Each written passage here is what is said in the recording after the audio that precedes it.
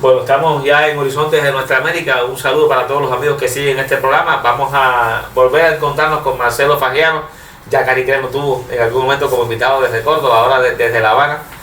Poeta, narrador, geólogo, una persona que se dedica a múltiples oficios y que hemos tenido la suerte de que esté en el Festival de Poesía de La Habana por estos días.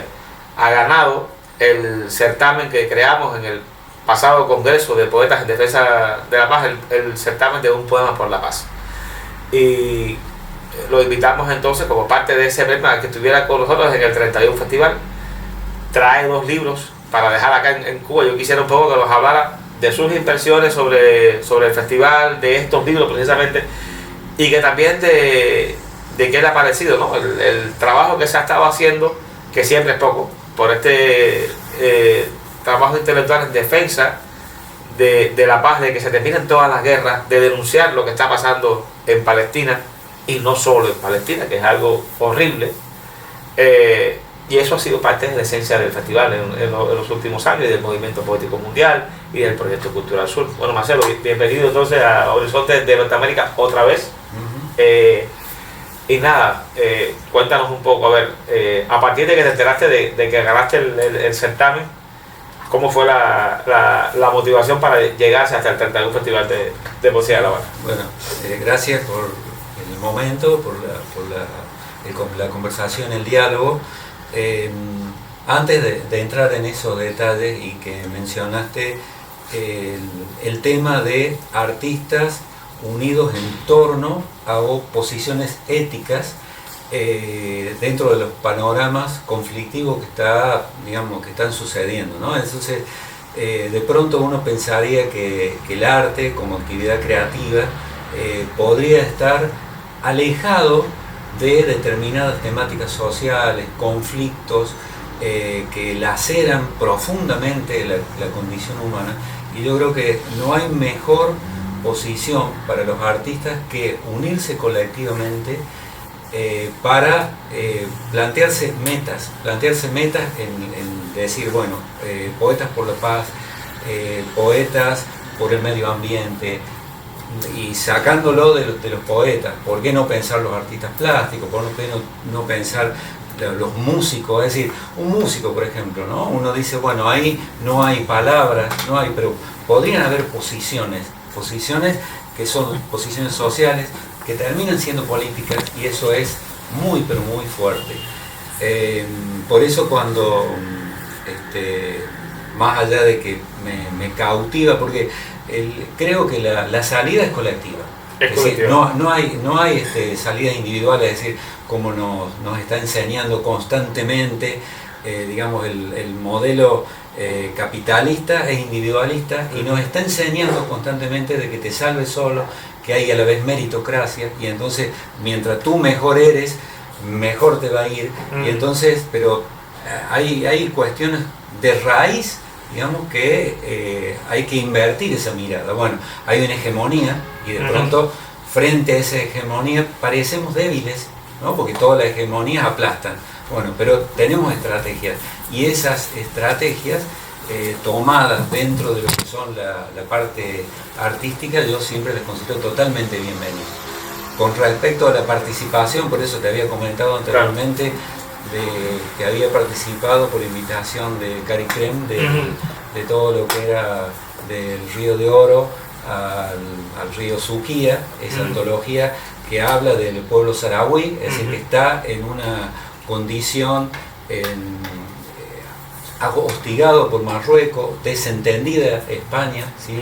de esa condición. Y bueno, qué mejor que desde las voces poéticas unirnos en torno a una causa, digamos, que uno dice, pero está tan lejos, está en Córdoba, eso está ocurriendo allá, pero son nuestros hermanos coterráneos planetarios. Claro. Entonces, ¿hasta dónde, digamos, va mi solidaridad? ¿Va hasta el límite de mi patio? ¿Va hasta el límite de mi país?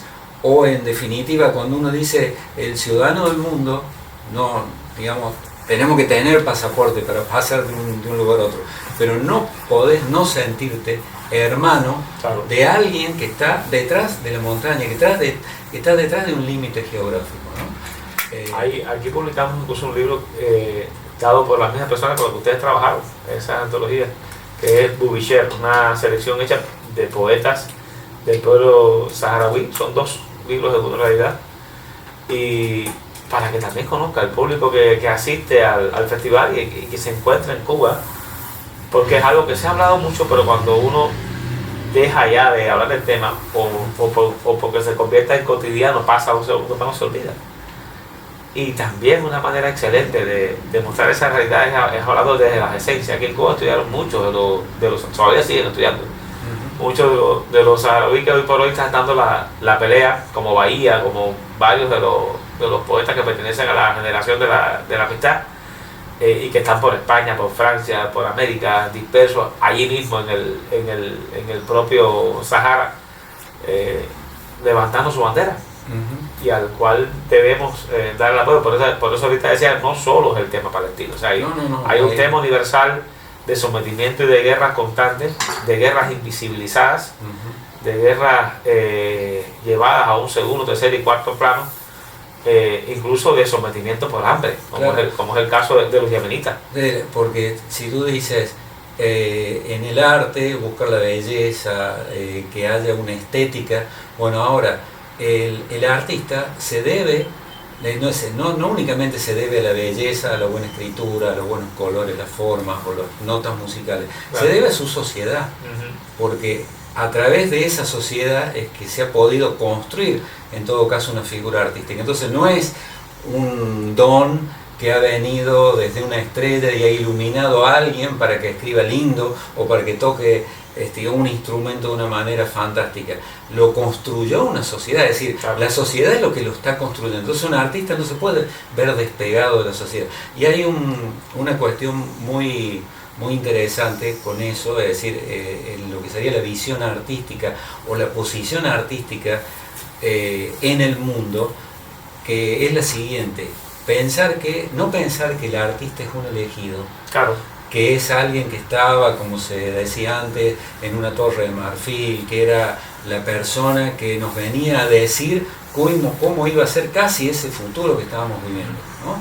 Que el arte, en definitiva, lo hacen las personas que son comunes, claro, como cualquiera, pero que perfeccionan su método, su técnica, que van puliendo, que van conociendo y van articulando, digamos, en el caso de la poesía, un lenguaje que nunca va a llegar a la perfección, por supuesto que no, pero hay una búsqueda, hay un burbujeo incesante de siempre estar trabajando con la palabra, ¿eh? Lo mismo que la primera persona que hace un cesto con fibras, seguramente las primeras no le habrán salido tan bien, no habrán salido también los nudos. Bueno, uno aprende a hacer los nudos y también depende del material que usa, es decir, puede salir más bonito, más feo, pero bueno, hay una intención de crear una estética, pero esa estética no puede estar despegada de la ética. Picasso decía en algún momento, podemos atribuir la frase, lo que ha pasado, que de Altamira para acá todo es decadencia. Es difícil pensar que los pintores de Altamira hubieran estado en alguna torre encerrados, porque no había tal torre. Pero es una muestra de arte, de las más impresionantes que ha descubierto el ser humano. Sí. Al igual que las obras que hay en Palenque, al igual que las obras que han ido descubriendo uno tras otro los arqueólogos y los espeleólogos, demostrando además nuestra supina ignorancia de la historia que hemos vivido. Hoy en la mañana escuchaba algunas afirmaciones de profesores europeos sobre que la historia y la filosofía comenzaba en Europa, excluyendo además, por supuesto, que África, por ejemplo, había sido todo el tiempo un continente receptor y no un continente que hubiera generado nada.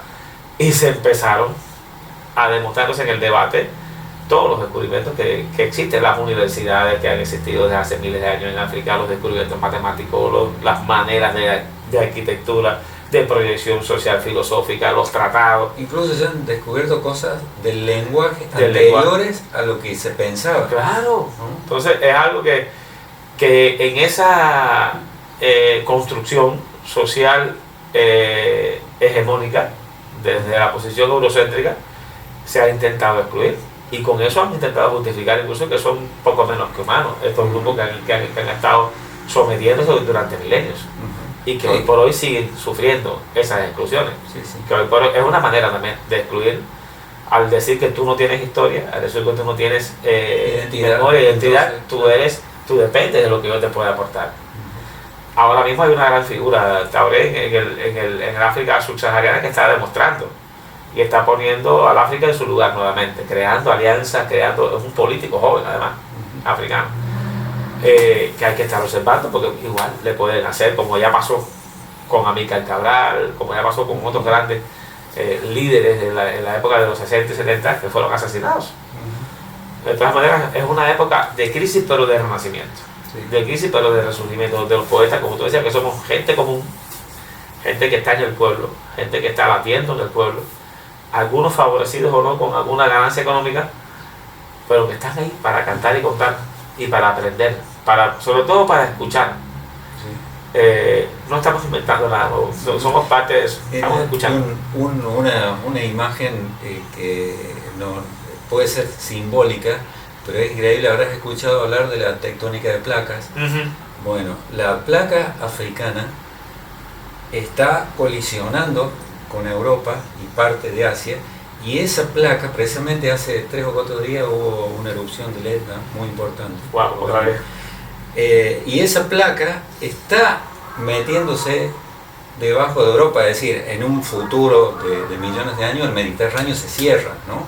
Pero ese continente tan colonizado, tan castigado, digamos, está yendo para el norte, y está burbujeando, claro, en ese manto y en esa corteza, y así como decir, podríamos decir, esa señal volcánica quiere decir de que no somos, digamos, nada, sino que tenemos fuerza y estamos chocando ahora con ustedes.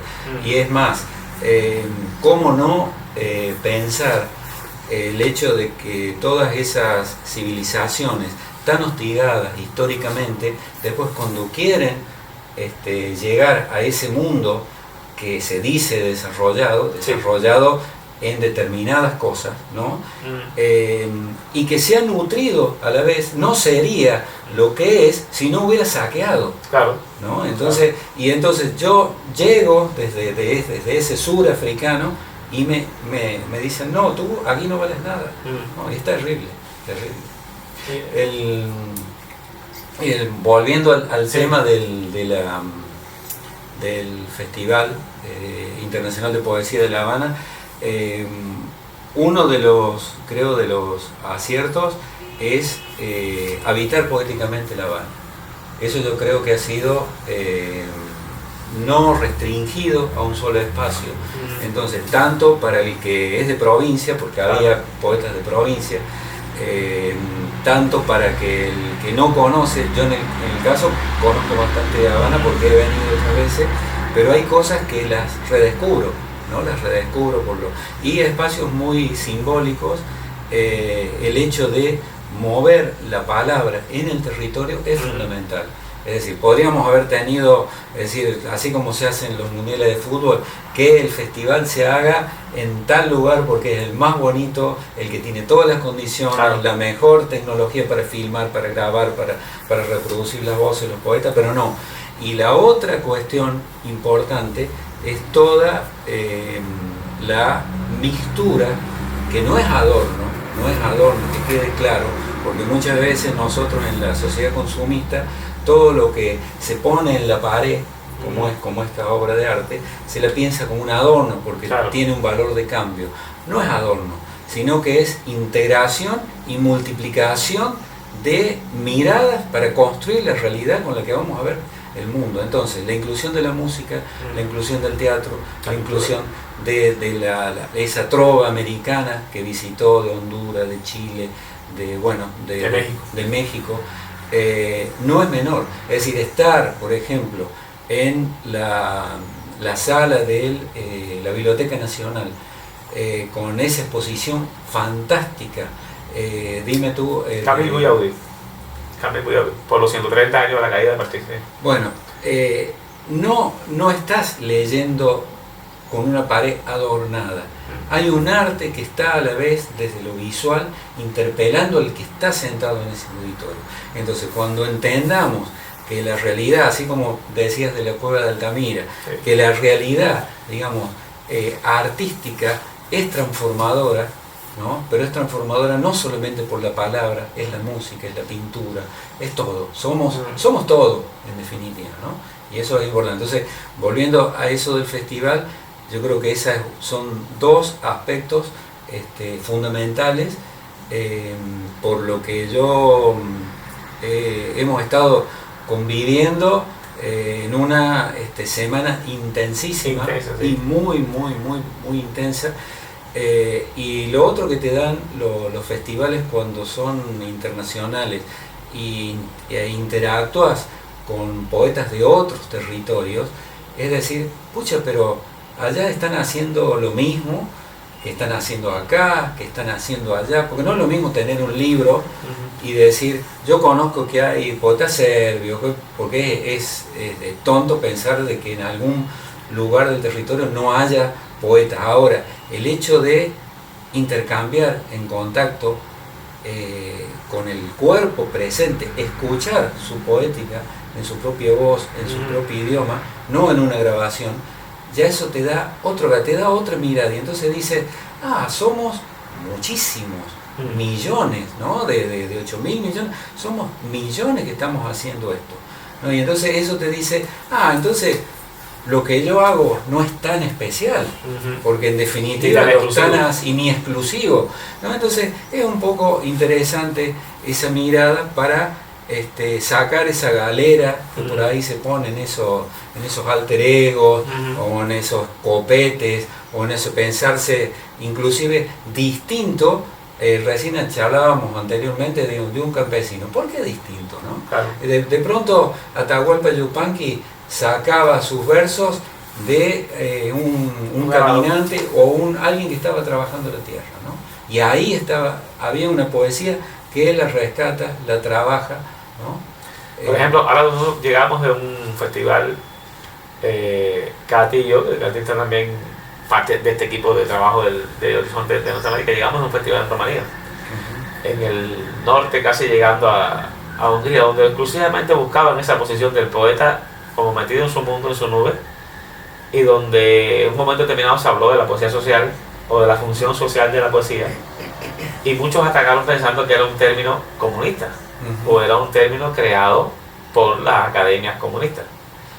Y alguien allí, iniciando esa pregunta, dijo, bueno, cuando Eliot dijo, entonces alguien tan no comunista como Eliot, que planteó los temas sobre la importancia de la poesía en su función social, abre esa puerta.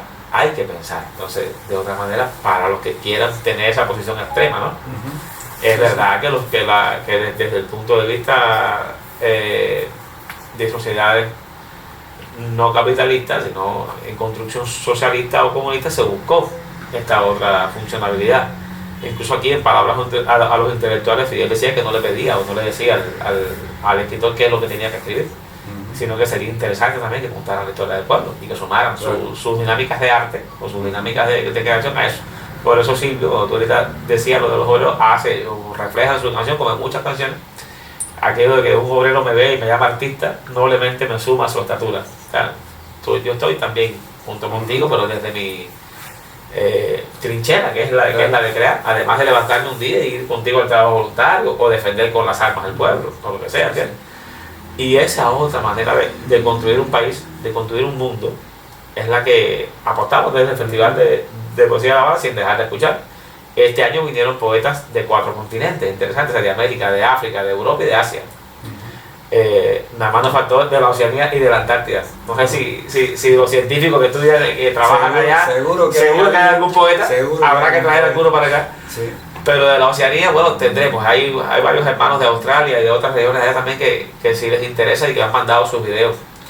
Y que sería buenísimo que viniera. Vino un poeta tan interesante, para mí poeta, lo es, como todo artista que crea, como es Glenn Bustamante.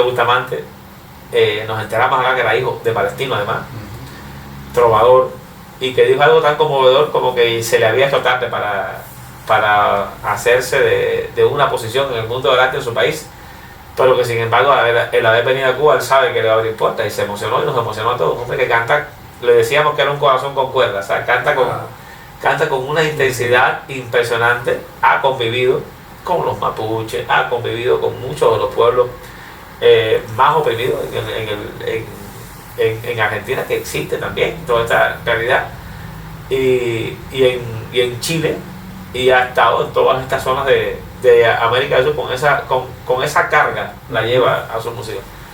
Vino Yuri Pineda, que es un trovador que a nosotros nos encantó, desde hace 5 años lo vimos por primera vez, trabaja ahora en el Ministerio de Culturas de Honduras, pero es un muchacho que yo recomiendo mucho. Ojalá, si no en este programa, en otro, vamos a hacer una serie de programas con el festival, vamos a poner materiales de él, y vinieron una pintora, como es el caso chilena, como es el caso de Mónica San Martín Batista, vinculada a la historia de Chile por muchas razones y a la historia de Cuba. Su padre fue un internista de salud, un saludista, que formó parte de esos médicos llamados por Fidel para conformar el sistema de salud pasado el 59, cuando hubo la gran migración de médicos y profesionales estimulados sobre todo por los Estados Unidos, que se fueron de Cuba. Sí.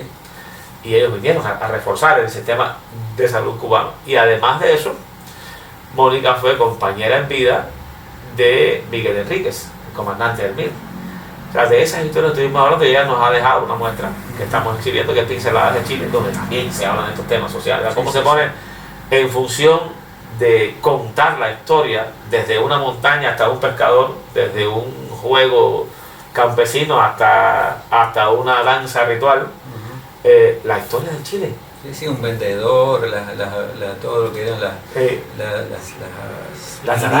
viviendas de todos los pueblos. Y eso te deja, primero te demuestra lo poco que sabes, que eso es básico, como decía Sócrates, ¿no? Que solo sé que no sé nada. Cada vez sabemos menos cuando descubrimos más cosas, pero es bueno tener esa hambre de descubrir. El festival te da la oportunidad de que tu hambre por descubrir se vaya saciando, aunque sea un poquito, y que siga creciendo a la vez cuando llegan a otros pueblos. Y bueno, volviendo a lo que te preguntaba al principio, o sea, el poema tuyo, el texto tuyo, que es parte también de una obra mayor, ya estuvimos aquí contigo hace como 2 años y lo pudimos ver en la manera en lo que tú escribes. ¿Se integra ese poema a estos libros que tú nos has traído? ¿Tiene alguna conexión o es un poema que escribiste exclusivamente para el certamen? Ese poema lo escribí, como dice un amigo mío, dice: tú escribiste un poema de circunstancia. Ya. ¿Sí? Lo escribí concretamente para el certamen. Para el certamen, y bueno, como hay muchas formas, ¿cierto?, de trabajar, en el caso mío no quería, digamos, centrarlo en la territorialidad del lugar en donde estoy, sino tratar de buscar elementos que pudieran universalizar la temática, ¿no? Bueno, y de estos que traes aquí, ¿qué tú recomiendas para la gente? Porque cuéntanos un poco también para que la gente sepa. Sobre la carta abierta a la Junta Agraria, es sí una temática que la tenemos instalada en la región en donde convivo, no asociado a esto, pero dentro de esta mirada sobre el medio ambiente, que es otra mirada. Yo creo que el arte también tiene que poner el ojo ahí, porque el tema medioambiental del planeta no es menor. El tema del el consumo de los agigantado de los recursos naturales, que no son eternos, ¿no? Hay un movimiento que tal vez ya has escuchado, de los bosques de poesía en Argentina, y se han replicado también en España. Y esos bosques de la poesía, es decir, tienen el gesto de buscar el lugar, de plantar especies autóctonas, y le ponen el nombre de un poeta que sea reconocido, no necesariamente por la academia en el sentido de las charreteras que ese poeta tuviera, sino de que tiene un reconocimiento, digamos, interesante en la sociedad. Y bueno, esa es otra parte fundamental, yo creo, de los poetas y el medio ambiente. de esta de carta abierta tiene que ver con el... ¿Puedo leer uno de los textos? Sí, leo uno de esos para cerrar entonces ya el... Dice, uno de los textos dice, tiene el número, el poema número 12, el eco del sistema retumba en el paisaje, suelos decapitados ruedan sin cabeza ni horizontes orgánicos. La rotación de los sueños es puro espejismo. Es por eso que la fertilidad ha convocado a una asamblea popular. Se reúnen comunidades microbianas, animales silvestres e insectos. Un trébol de 4 hojas toma la palabra decretando emergencia ambiental. Piden con agitados cánticos la aparición con vida de organismos biológicos aniquilados. Muchas gracias, Marcelo, por este regalo. Voy a buscar de tal manera para que los amigos vean el momento en que leíste el poema y lo voy a incorporar a esta entrevista. Y vamos a seguir dialogando. Nos ha dejado 2 libros para la biblioteca del Festival de Poesía de La Habana y para los intercambios, los amigos interesados, y seguramente lo va a poner en red. Así que gracias a todos los que están con Horizontes de Norteamérica.